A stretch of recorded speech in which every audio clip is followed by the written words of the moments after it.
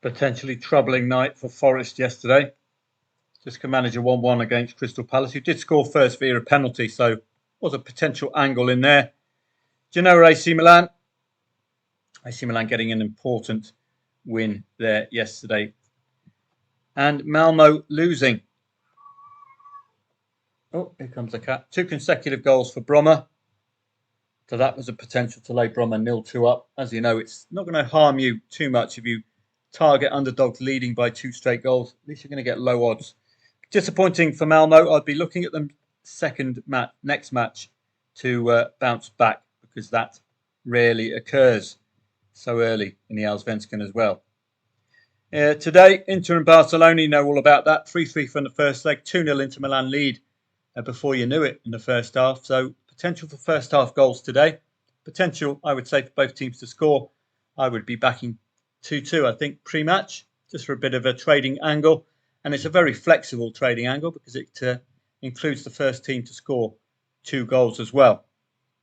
So it's nice and flexible, involves both teams. Elsewhere, we've got Scotland, and that's not going to be very appealing at all. So there's not much going on elsewhere. That's about it for this evening. Very, very quiet day. Don't forget the tennis. Rome begins today. The ladies begin today. We've still got the qualifiers, I think, for the men. I don't tend to play the qualifiers unless you've got a familiar name like a Cameron Norrie, for example. Do look out for Italians as well in Italy.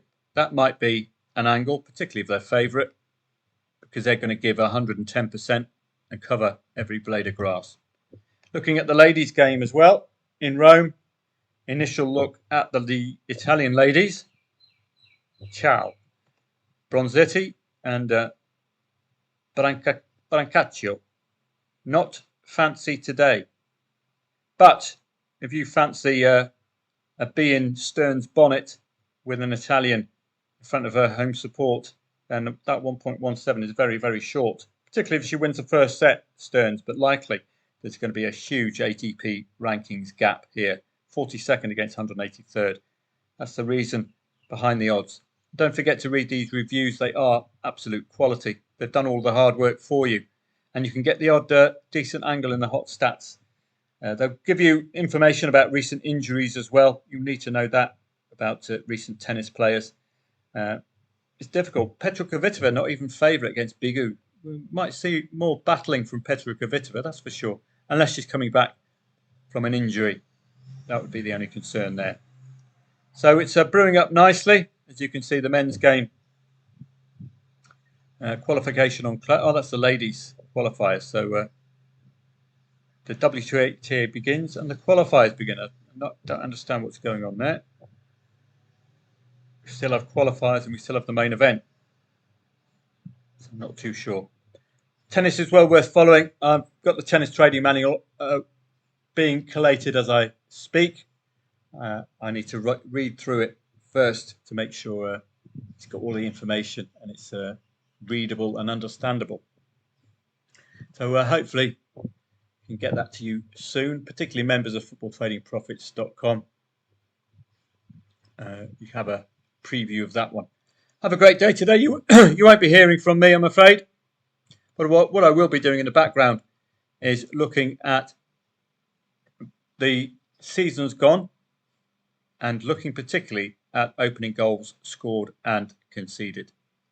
It gives us a clear indicator in the Premier League at least that the bias is strongly for the first half.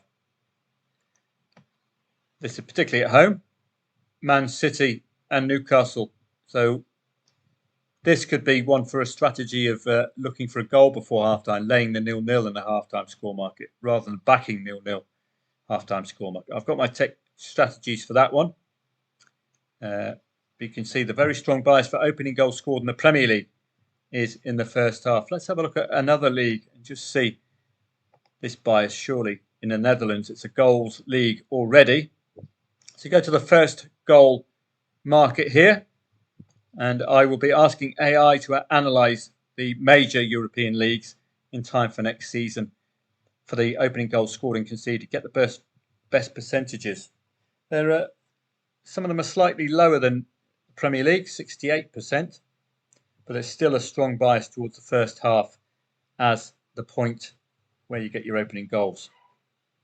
Home side as well, probably 81%, 93% for Feyenoord. So that could be a team to take into next season for opening goals scored or conceded. Away from home, Feyenoord again. So definite team. That's the kind of thing I'm looking for to highlight for you for next season. A group of teams with strong indicators for goals before halftime. If we can formulate a strategy based along that, and we could have ourselves a nice thing to look at. You can take a look at Feyenoord this season and see the sequences of goals before half-time in this table here. So you can see it's a really good flow. Look at this. That's the first time they had a 0-0 at half-time this season, 12th of Jan. So looks very well worth following, doesn't it? Only the 1-0 at half-time away from home. Is that something we can look at next season? We had one down here. So only 2 0-0s at half-time away. So this would not be a good team to back 0-0 in a half-time market, would it, next season? You're likely to get burnt on numerous occasions. So plenty to think about. You won't be seeing me this evening. It's a very simple match for you.